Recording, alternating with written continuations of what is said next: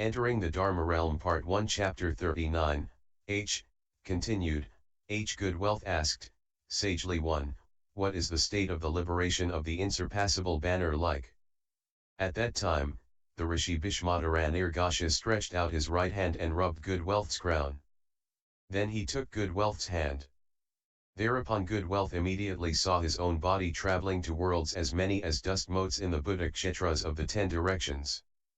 He arrived at the places of Buddhas as many as dust motes in 10 Buddha kshetras. He saw these Buddha kshetras along with their assemblies, and the Buddha's marks and characteristics, and their various adornments.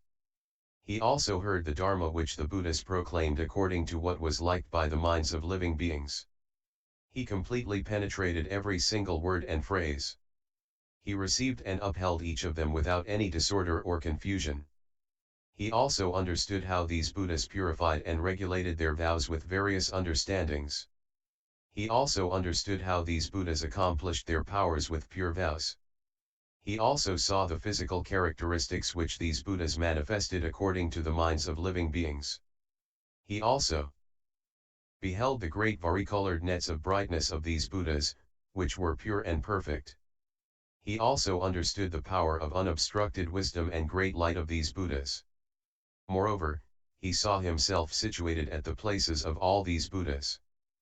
Perhaps for 1 day and night, or for 7 days and nights, or half a month, 1 year, 10 years, 100 years, 1,000 years, or 100 million years, or an aota of millions of years, or an aota of millions of years, or through a duration of half a kalpa, or 1 kalpa, 100 kalpas, 1,000 kalpas, or hundreds of millions, up to and including kalpas as many as dust motes in ineffable Buddha kshetras.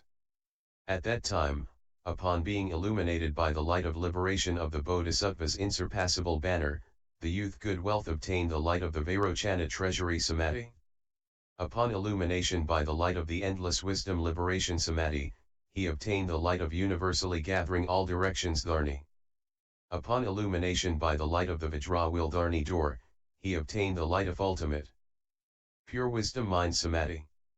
Upon illumination by the light of Prajnaparamita of the universal door adornment, he obtained the light from the wheel of the Buddha's treasury of emptiness samadhi. Upon illumination by the light of the wheel of all Buddhadharma samadhi, he obtained the light from samadhi of endless wisdom of the 3 periods of time. At that time the Rishi Bhishmadharanirsha let go of the hand of Good Wealth. Immediately, the youth Good Wealth saw his own body was still at its original place. At that time the Rishi asked Good Wealth, Good man, do you remember this? Good Wealth said, Yes. I do. This is due to the power of the sagely one, my good knowing advisor. The Rishi said, Good man, I only know this liberation of the Bodhisattva's insurpassable banner. But as to how all Bodhisattvas Mahasattvas accomplish all supreme samadhis, how they obtain self-mastery with respect to all times, how in the space of a thought they can give rise to the limitless wisdom of all Buddhas, how they use the Buddha's wisdom lamp as adornment and universally illumine the world, how in the space of a single thought they universally enter the states of the 3 periods of time, how they divide their forms and pervasively travel throughout the 10 directions. Countries, how their wisdom bodies universally enter all Dharma realms, how according to the minds of living beings they can universally appear before them, how they contemplate their faculties and conduct to benefit them, how they emit pure light which is extremely delightful. How could I possibly know or speak of their conduct of merit and virtue, of their supreme vows, of their adornments of kshetras, of their states of wisdom, of their activities in samadhi, of their spiritual penetrations and transformations, of the playful roaming of their liberation, of the differences of their physical characteristics, of the purity of their sounds, and of the light of their wisdom?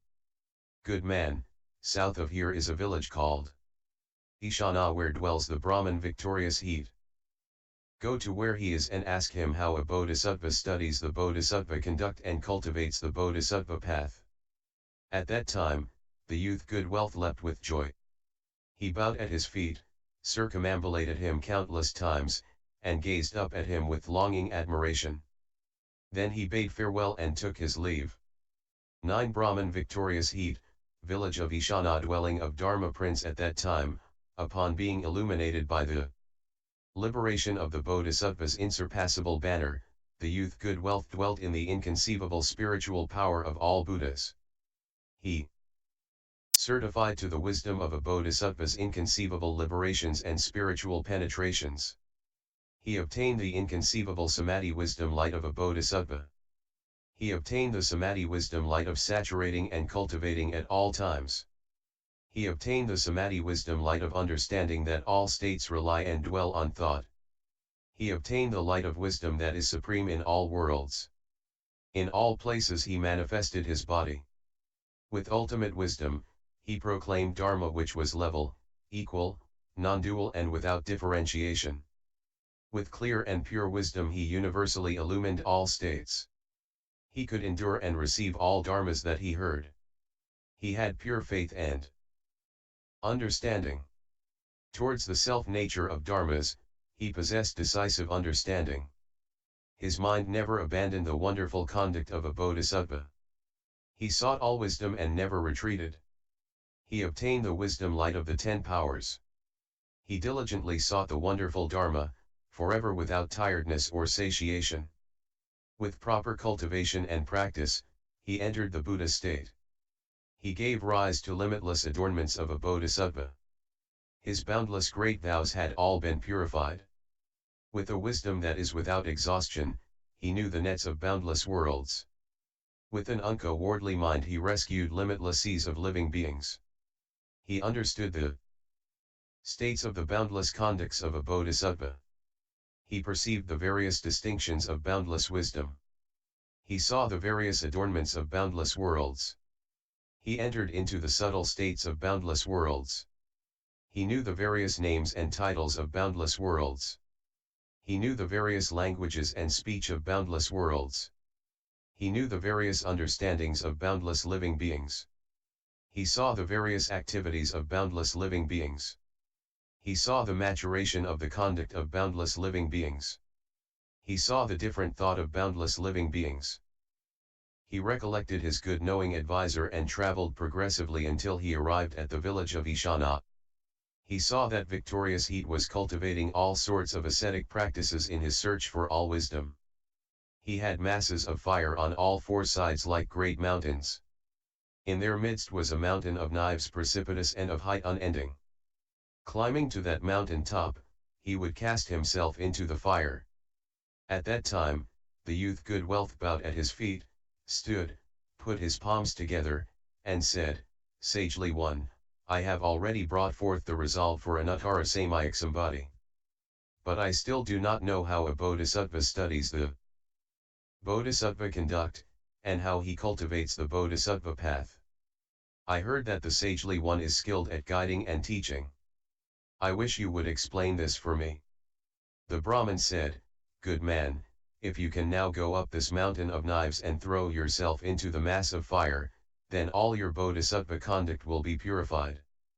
At that time, the youth good wealth had this thought, it is difficult to obtain a human body. It is difficult to be apart from all disasters. It is difficult to attain freedom from difficulties. It is difficult to obtain pure dharmas. It is difficult to meet the Buddha. It is difficult to be replete with all faculties. It is difficult to get to hear the Buddhadharma. It is difficult to get to meet good people. It is difficult to encourage a true good knowing advisor. It is difficult to receive proper teaching that accords with principle. It is difficult to have proper livelihood. It is difficult to get to practice according to the Dharma. Is this not a demon or envoy of a demon? Is this not an evil and treacherous accomplice of demons who feigns the appearance of a bodhisattva and good knowing advisor? Who wishes to create difficulty for my good roots, to create difficulty for my lifespan, to obstruct my cultivation of the path of all wisdom, to drag me down so I enter into the evil paths? Does he wish to obstruct my Dharma doors, and obstruct my Buddha dharmas? While he was having this thought, 10,000 Brahma gods spoke to him from empty space. Good man, Do not have this thought. Do not have this thought. This sagely one has obtained the light of the Vajra blaze samadhi. He has brought forth great vigor to save all living beings. His mind is without retreat. He wishes to dry up all the seas of greed and love. He wishes to sever all nets of deviant views. He wishes to consume the fuel of all afflictions. He wishes to shine through the dense forest of all delusions. He wishes to cut off all fear of old age and death. He wishes to break up all the obstructions of the three periods of time. He wishes to emit the light of all dharmas. Good man, we Brahma gods are over-attached to deviant views. We claim we are ones possessed of self-mastery, that we are capable of creation, that in the world we are the most supreme. Upon seeing the Brahman victorious heat subject his body to the 5 fires, our minds no longer took pleasure in or were attached to our palaces. We could not derive flavor from the dhyana samadhis. So all of us came to where the Brahman was. At that time, the Brahman manifested great ascetic practices with the power of his spiritual penetrations, and spoke Dharma for us. He was able to cause all of us to dispel all those views, to get rid of all arrogance, to dwell in great kindness, to practice great compassion, to bring forth a vast great mind, to produce the aspiration for Bodhi, to constantly see all Buddhas, to forever hear wonderful Dharma, so that in all places our minds were unobstructed. Moreover, there were 10,000 demons, who from empty space strewed heavenly mani gems upon the Brahman. They said to good wealth, good man, when this Brahman subjected his body to the 5 fires, the light from that blaze overshadowed the objects of adornment in all our palaces, so that they became like a clump of ink. It caused us to no longer give rise to pleasure and attachment in their midst. Whereupon we came to where he was with our retinues. The Brahman spoke Dharma for us. He caused us and measureless gods and goddesses, all to attain irreversibility from anuttara samyak sambodhi. Moreover, there were 10,000 kings of the heaven of ease and comfort, who from empty space each strewed heavenly flowers. They said, good man, when this Brahman subjected his body to the 5 fires, the light from that blaze overshadowed the objects of adornment in all our palaces, so that they became like a clump of ink. It caused us to no longer give rise to love and attachment in their midst. Whereupon we came to where he was with our retinues. This Brahman spoke Dharma for us.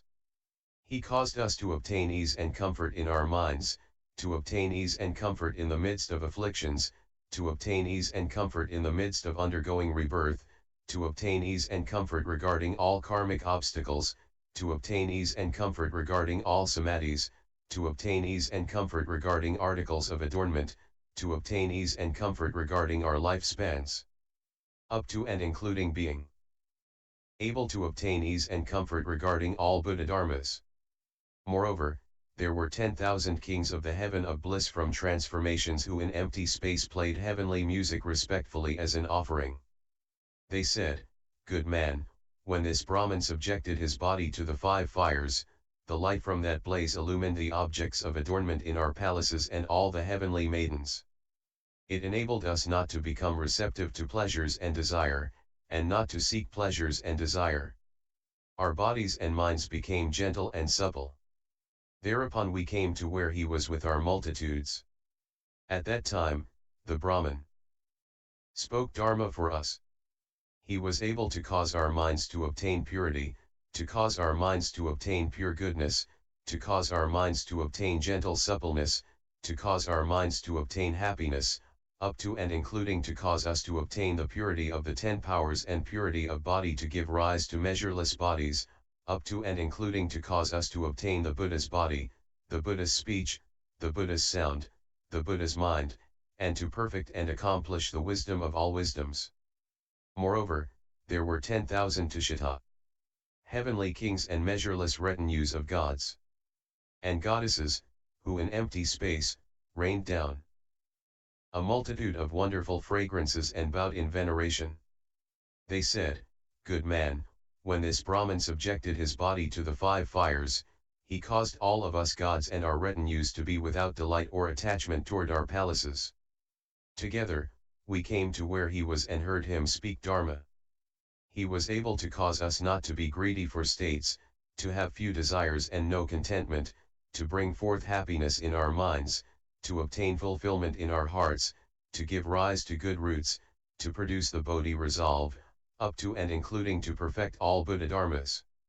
Moreover, there were 10,000 gods of the heaven of the 33 with retinues of gods and goddesses surrounding them on all sides, who from empty space, rained down mandaravara flowers respectfully as an offering.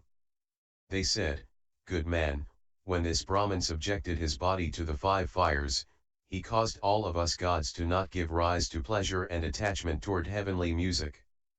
Together, we came to where he was. At that time, for our sake the Brahman spoke of how dharmas are impermanent and subject to decay. He caused us to renounce and leave all desires and pleasures. He caused us to cut off arrogance and self-indulgence. He caused us to yearn for unsurpassed Bodhi. Moreover, good man, at the time we beheld the Brahman, there were 6 types of quaking on the summit of Mount Sumeru. We were terrified, and all brought forth the Bodhi resolve that was firm, solid, and unmoving. Moreover, there were 10,000 dragon kings, specifically the dragon king Airavata, the dragon kings Nandan Upanandan so forth, who from empty space rained down black chandana.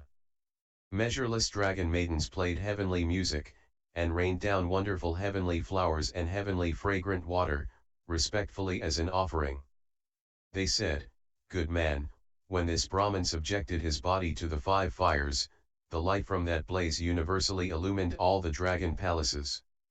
It caused the dragon multitudes to be apart from the terror of hot sand and the terror of the golden-winged birds, to destroy our hatred and anger, to attain purity and coolness in our bodies, to be without filth and turbidity, to believe and understand on hearing the Dharma, to grow tired of and be repulsed by the destiny of dragons, to repent of and dispel our karmic obstacles with a sincere mind, up to and including to bring forth the intent for anuttara samyak sambodhi and to dwell in all wisdom."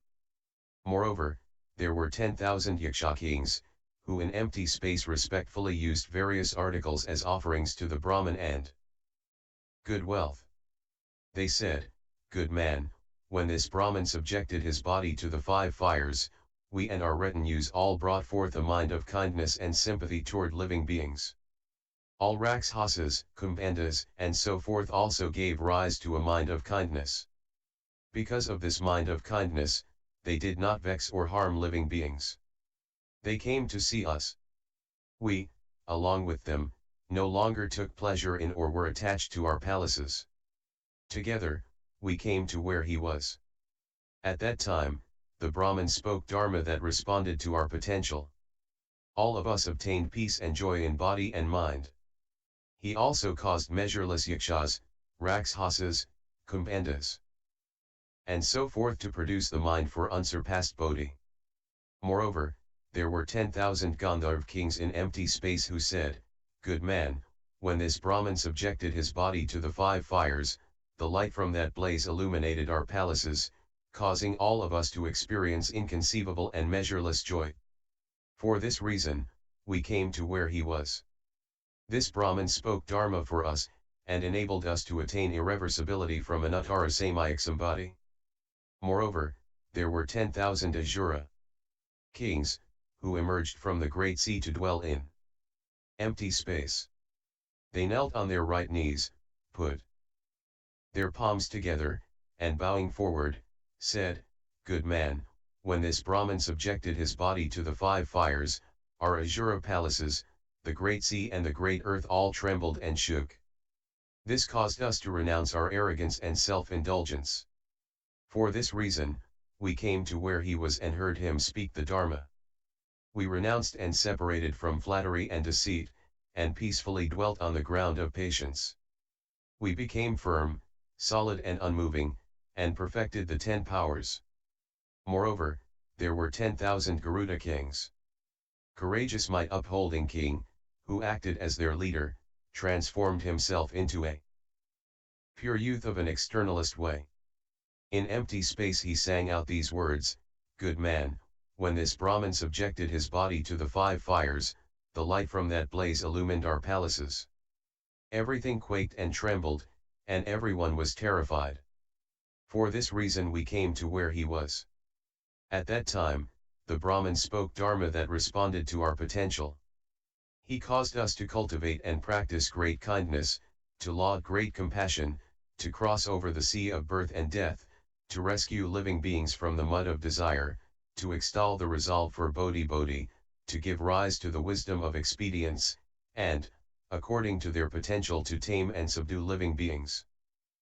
Moreover, there were 10,000 Kinnara kings, who from empty space sang out in these words, "Good man, when this Brahman subjected his body to the 5 fires, all the tala trees, the nets of jeweled bells, the ribbons of precious silks, the musical trees, the trees of wondrous jewels, and the musical instruments in the palaces we inhabited spontaneously emitted sounds of the Buddha, sounds of the Dharma, sounds of the irreversible Sangha, and sounds of the vow to seek unsurpassed Bodhi.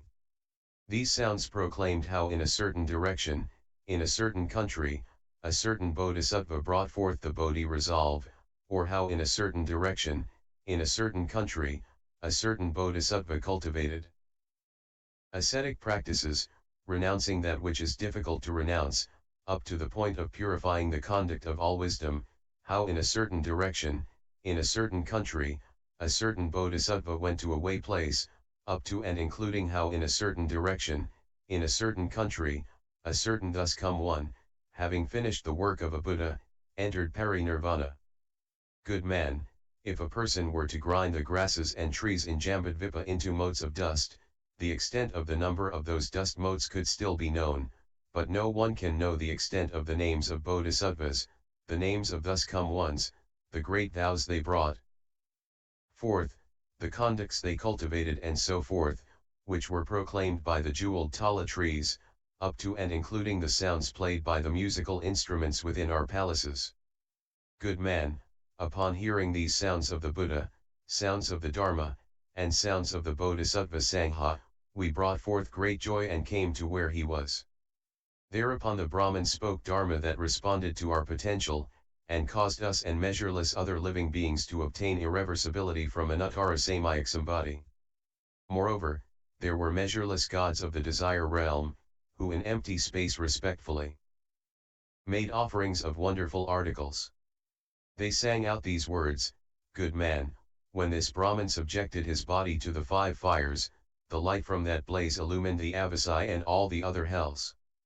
All the pains we were undergoing came to a rest. Upon seeing the light from this blaze, our minds brought forth pure faith. Because of this mind of faith, when our lives were terminated, we were reborn in the heavens. Being aware of this debt of kindness, we came to gaze up at him respectfully in admiration, without any satiation. At that time, the Brahman spoke Dharma for us, and caused measureless living beings to give rise to the Bodhi resolve. When the youth Good Wealth heard such Dharma, his mind became greatly joyous. Toward the Brahman, he produced the thought that he was a true and actual good knowing advisor. He bowed in veneration and sang out these words, "Here in this place, I regarded the great sage, the good knowing advisor, with a mind that was not wholesome. I only hope that the sagely one will accept my repentance for my mistake." At that time, the Brahman spoke verses for Good Wealth. If there are bodhisattvas who accord with the good knowing advisor's teaching, then toward all they'll have no doubt or fear, but dwell serene, their minds unmoving. Know that people such as these will most certainly reap vast great benefits. Seated beneath the Bodhi tree, they'll accomplish unsurpassed enlightenment. At that time, the youth Good Wealth immediately ascended the mountain of knives and threw himself into the masses of fire. Not having even reached its midst, he instantaneously obtained the Bodhisattva Samadhi of good dwelling. Right upon coming into contact with the blaze, he moreover attained the Bodhisattva's Samadhi of still quiet bliss and spiritual penetrations. Good Wealth said, "Strange indeed, sagely one. When my body came into contact with this mountain of knives and great masses of fire, I felt peaceful, serene, and joyous. At that time, the Brahmin told Good Wealth, "Good man, I have only attained this liberation of the never-ending will of Bodhisattvas. As to how the blaze of great merit and virtue of all Bodhisattvas, Mahasattvas consumes the viewed illusions of living beings, so that none remains, how they absolutely will not retreat, how their minds are without limit or exhaustion, how their minds are without laxness or laziness, how their minds are without cowardice or weakness, how they bring forth a mind that is like a Vajra treasury and Narayana, and also the mind of swiftly cultivating all conducts without delay or tardiness, how with their vows like the wind wheel, they universally uphold the great resolve to be vigorous in all kinds of ways without retreat. How can I possibly know or speak of such conducts of merit and virtue? Good man, south of here in a city called Lyons, courageous invigoration is a maiden by the name of Kind Conduct. Go to where she is and ask her how a Bodhisattva studies the Bodhisattva conduct, and how he cultivates the Bodhisattva way." At that time, the youth Good Wealth bowed at his feet, circumambulated him countless times, bade farewell, and left. Maiden Kind Conduct, City Lyons, courageous invigoration, dwelling of anointment of the crown. At that time, the youth Good Wealth gave rise to a mind of utmost veneration and honor toward the good knowing advisor. He pronounced vast, great, pure understanding. He was forever mindful of the great vehicle. He single-mindedly sought the Buddha's wisdom. He wished to see all Buddhas. He contemplated the states of the Dharma.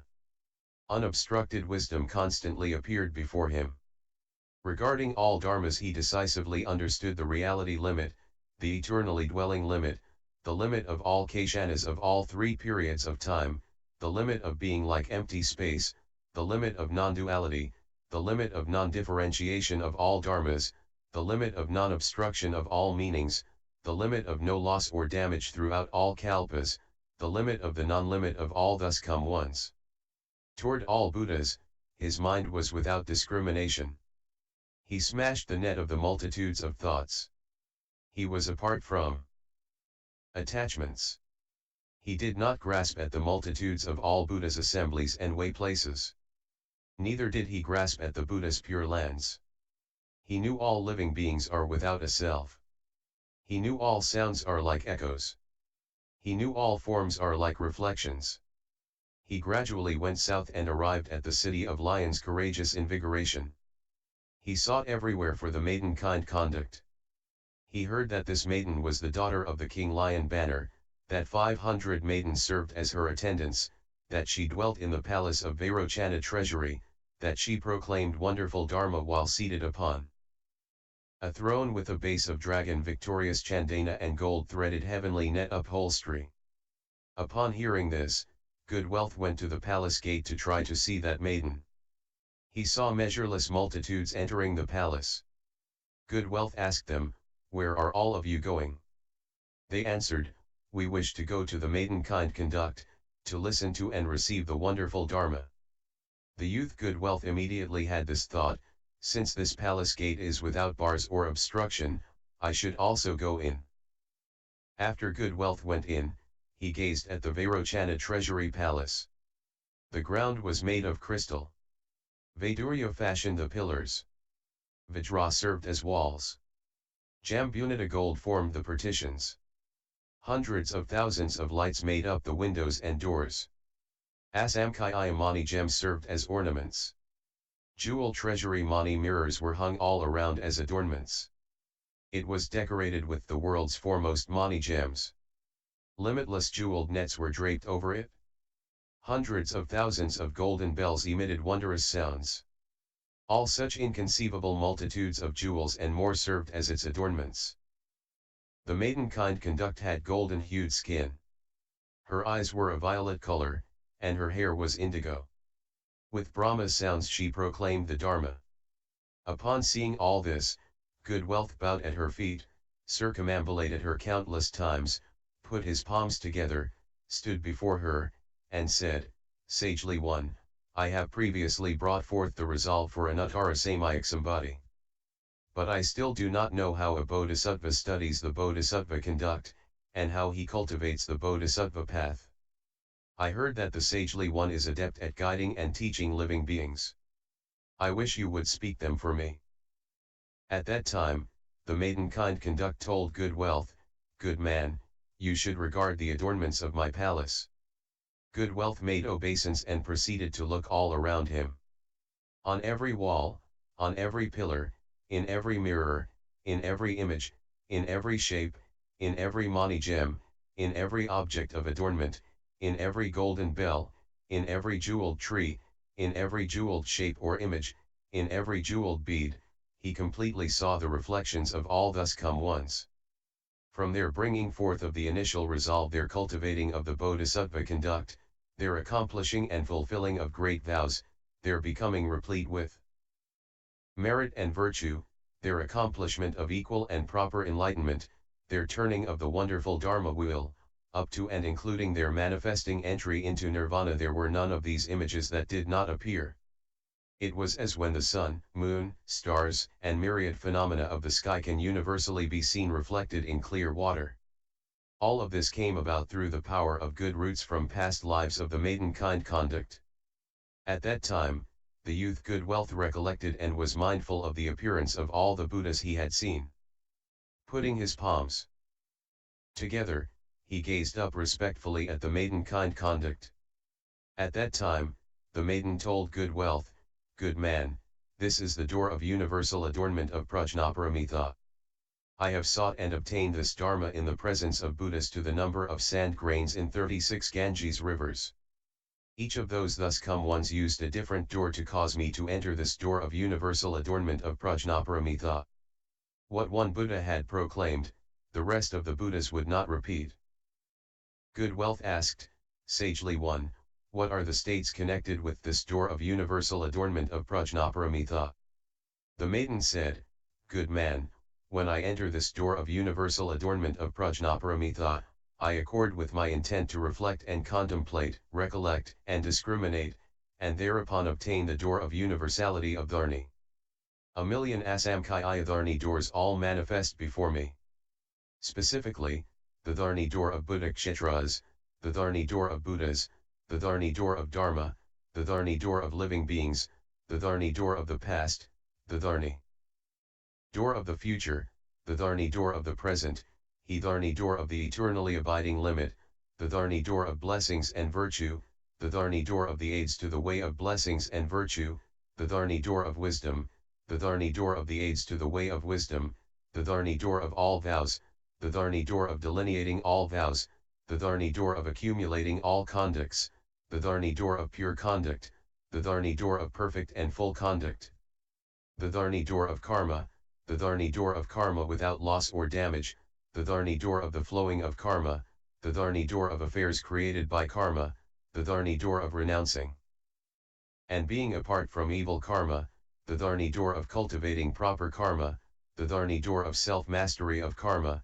the Dharni door of wholesome conduct, the Dharni door of upholding wholesome conduct, the Dharni door of samadhi, the Dharni door of the samadhi of compliance, the Dharni door of the samadhi of contemplation, the Dharni door of the states of samadhi, the Dharni door of rising from samadhi, the Dharni door of spiritual penetrations, the Dharni door of the sea of the mind, the Dharni door of various minds, the Dharni door of the straight mind, the Dharni door of illumining the dense forest of the mind, the Dharni door of the purity of a regulated mind, the Dharni door of knowing the origins of living beings, the Dharni door of knowing the activity of afflictions of living beings, the Dharni door of the habits of afflictions, the Dharni door of knowing the expedients to counteract afflictions, the Dharni door of knowing all living beings' understandings, the Dharni door of knowing living beings' conducts, the Dharni door of knowing the differences in living beings' conducts, the Dharni door of knowing living beings' natures,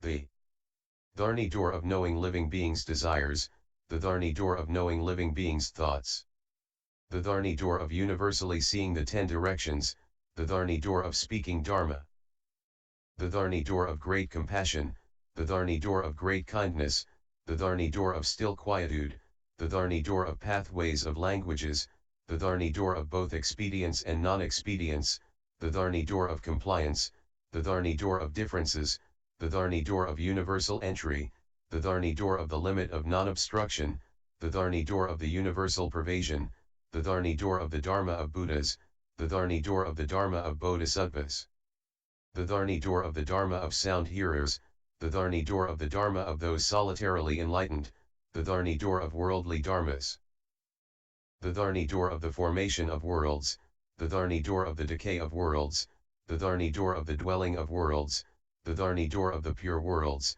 the Dharni door of the defiled worlds, the Dharni door of manifesting purity in defiled worlds, the Dharni door of manifesting defilement in pure worlds, the Dharni door of completely defiled worlds, the Dharni door of completely pure worlds, the Dharni door of level and flat worlds, the Dharni door of worlds that are not level and flat, the Dharni door of inverted worlds, the Dharni door of worlds like Indra's net, the Dharni door of the turnings of worlds, the Dharni door of knowing how they dwell in reliance on thought, the Dharni door of the subtle entering into the coarse, the Dharni door of the coarse entering into the subtle, the Dharni door of seeing all Buddhas, the Dharni door of discriminating the bodies of Buddhas, the Dharni door of the nets of adornments of the Buddha's lights, the Dharni door of the Buddha's perfect sound, the Dharni door of the Buddha's Dharma wheel, the Dharni door of the accomplishing the Buddha's Dharma wheel, the Dharni door of the Buddha's different Dharma wheels, the Dharni door of the Buddha's undifferentiated Dharma wheels,